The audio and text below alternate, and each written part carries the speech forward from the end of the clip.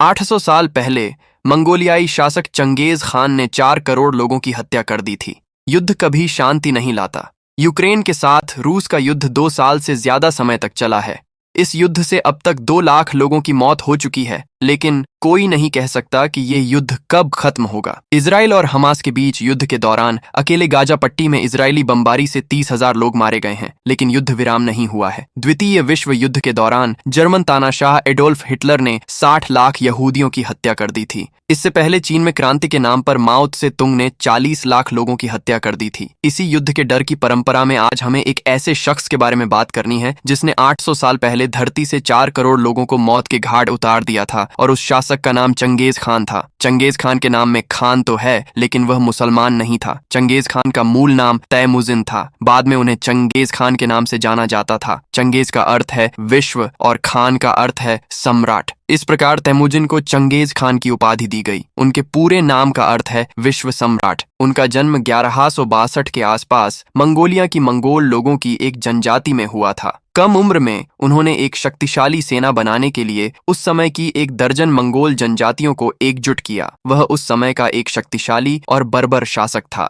उन्होंने मध्य एशिया में मंगोल साम्राज्य का विस्तार 11 मिलियन वर्ग किलोमीटर तक किया, और वह भी घुड़सवार सेना के माध्यम से। चंगेज खान ने अपना साम्राज्य कोरिया से लेकर ईरान और उज्बेकिस्तान तक फैलाया। चंगेज खान ने अपने साम्राज्य का विस्तार मध्य पूर्व मिस्र और पोलैंड तक किया। वह ईरान तक पहुंच गया, और ईरान में भी उसने नरसंहार किया। उसने उस समय पृथ्वी का 22% भाग जीत लिया था। चंगेज खान जहां भी जाता था लोगों को लूटता था, और उस क्षेत्र के शासकों की पत्नियों को ले जाता था और उन्हें अपने सैनिकों को सौंप देता था। चंगेज खान का जीवन आश्चर्यों से भरा था। उन्होंने 14 साल की उम्र में अपने बड़े भाई की हत्या कर दी थी। इसका कारण यह था कि उसका बड़ा भाई उसके हिस्से का खाना खा रहा था। उनकी शादी 12 साल की उम्र में ही हो गई थी। उसकी शादी बोराट नाम की लड़की से हुई थी, लेकिन जब उसकी पत्नी का अपहरण हो गया तो चंगेज खान ने वहां के शासक के राज्य में लाखों लोगों को मार डाला।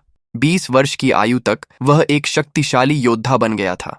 चंगेज खान का कोई प्रामाणिक चित्र उपलब्ध नहीं है, लेकिन बाद में कुछ विवरणों में उसे एक लंबा, क्रूर दिखने वाला, कठोर आंखों वाला शक्तिशाली व्यक्ति बताया गया है। उसकी हरी आंखें और लाल बाल थे, और जैसे जैसे चंगेज खान बड़ा हुआ उसने कई नए सहयोगियों को इकट्ठा किया और शक्तिशाली मंगोल साम्राज्य की नींव रखी। चंगेज खान की 500 से अधिक पत्नियां थीं, और वह जहां भी जाता था वहां की महिलाओं से शादी करता था। अनुमान है कि आज 1.5 करोड़ लोग चंगेज खान के डीएनए के वंशज हैं। कहा जाता है कि चंगेज खान अन्य राज्यों पर आक्रमण करने से पहले वहां के शासकों को मंगोल साम्राज्य के बैनर तले आने को कहता था। आदेश ना मानने वाले लोगों को तबाह कर देता था। चंगेज खान एक क्रूर शासक था, और फिर भी कुछ इतिहासकार उसे सिल्क रूट को एक शासन के तहत लाने का श्रेय देते हैं। ये सिल्क रूट पूर्वीतर एशिया से लेके ईसाई धर्म के प्रभाव वाले यूरोप और दक्षिण एशिया तक फैला हुआ था। इस प्रकार उसने अपने साम्राज्य का विस्तार 3 सांस्कृतिक क्षेत्रों तक किया। चंगेज खान के जीवन से जुड़े कुछ रोचक तथ्य। कहा जाता है कि जब उनका जन्म हुआ था तब उनकी बाईं हथेली पर खून के धब्बे थे।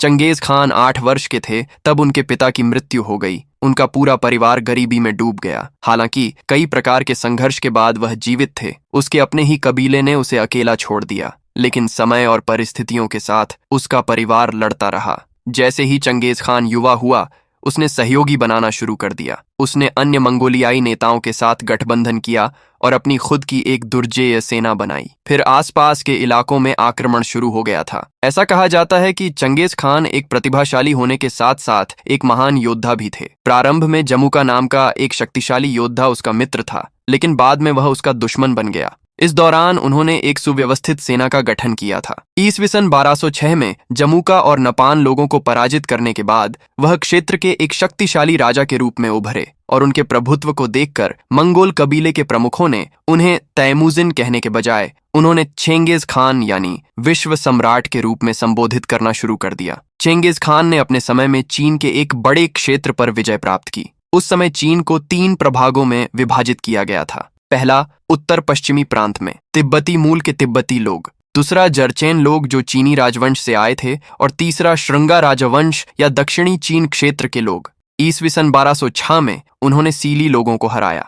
1219 से 21 के दौरान कई प्रमुख राज्य जैसे ओट्रा, बुखारा, समरकंद, बल्ब, गुरगंज, मेर्व, निशापुर और हेरात ने मंगोल सेना के सामने आत्मसमर्पण कर दिया। लेकिन इस बीच चंगेज खान की मंगोल सेना ने लाखों लोगों को मार डाला। चंगेज खान ने अब भारत की ओर प्रस्थान कर दिया। चंगेज खान ने पेशावर और गजनी पर कब्जा कर लिया और ख्वारिज्म वंश के शासक अलाउद्दीन मोहम्मद को समुद्र में भागने के लिए मजबूर कर दिया। 1220 में उनकी मृत्यु पर जलालुद्दीन मंगावनी उनके उत्तराधिकारी के रूप में आए, लेकिन मंगोल आक्रमण के डर से वह भी सिंधु नदी पार करके भारत आ गए। चंगेज खान भी अब सिंधु नदी पार कर उत्तर भारत और असम के रास्ते मंगोलिया लौटना चाहता था, लेकिन असहनीय गर्मी और प्राकृतिक कठिनाइयों को देखते हुए उसने जलालुद्दीन के खिलाफ सैनिकों की एक टुकड़ी भेजी और वापस मंगोलिया चला गया। इस प्रकार चंगेज खान के भारत में प्रवेश न करने से उस समय का भारत लूटपाट और भारी उथल पुथल से बच गया।